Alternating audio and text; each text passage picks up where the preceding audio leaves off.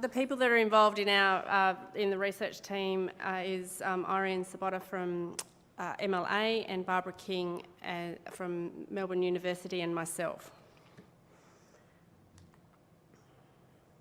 Does that do that? Press it. Top one.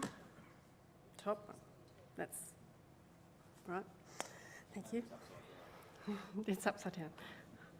Okay, so basically the objectives of this particular trial is to look at creating career development pathways for new entrants, and through the discussions of the development of this trial, we've also pondered how we also look at the professional development of existing advisors in the industry, which has already been suggested through speakers this morning.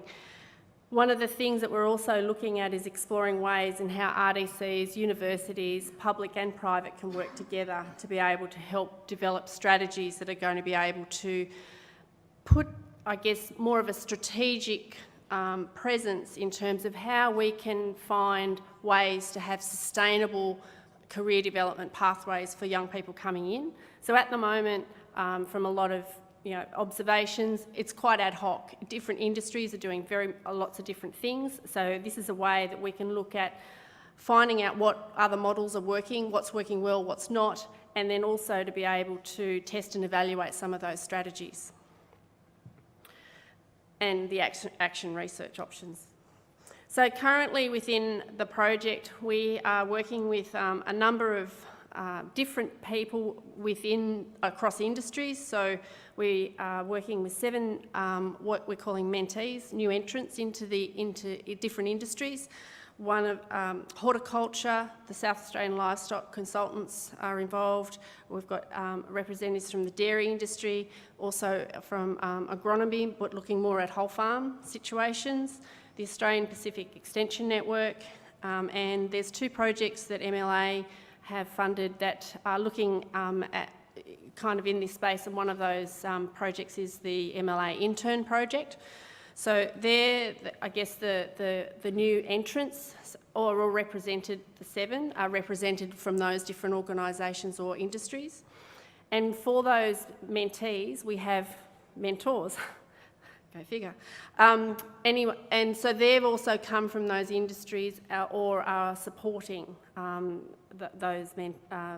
new entrants. So part of our first gathering was to help develop some career development plans, and so those action plans we're monitoring and helping them work together to be able to further develop and evaluate as the project or the trial continues. What was working well, what's not working well, and all of those types of questions. And key things have also already come up today in discussions about how we access information, how we make these situations sustainable, and how we engage young new entrants in and give them those opportunities. Some of the key things that keep coming out is it takes time.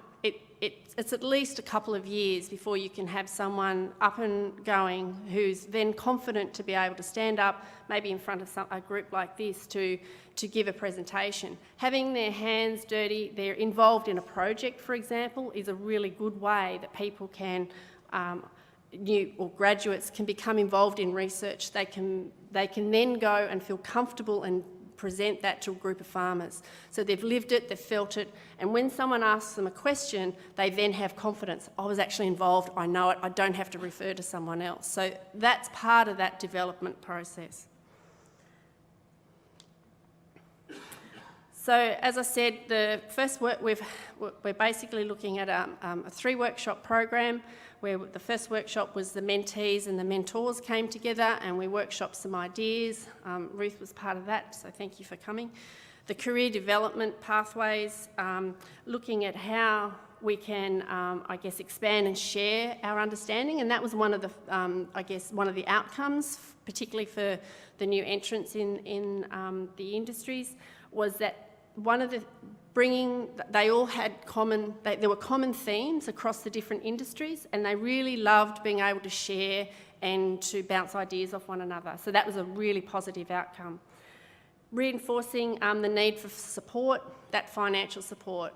it takes time, again, to be able to sit down, and you've either got to give up some of your time that you might be going out and having billable hours to be able to train someone. So how we have that trade-off.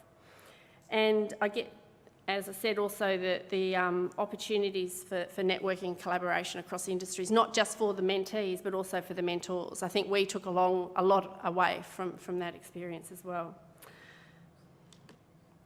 So our second part of the trial will be to look at bringing the mentees back together and looking at a professional development in terms of how they continue to build their networks, their career life cycle. When do I need to go and ask for help? And to also start helping to build those professional relationships. If the particular opportunity finishes here, well, where can I go to next? And continuing to build those networks.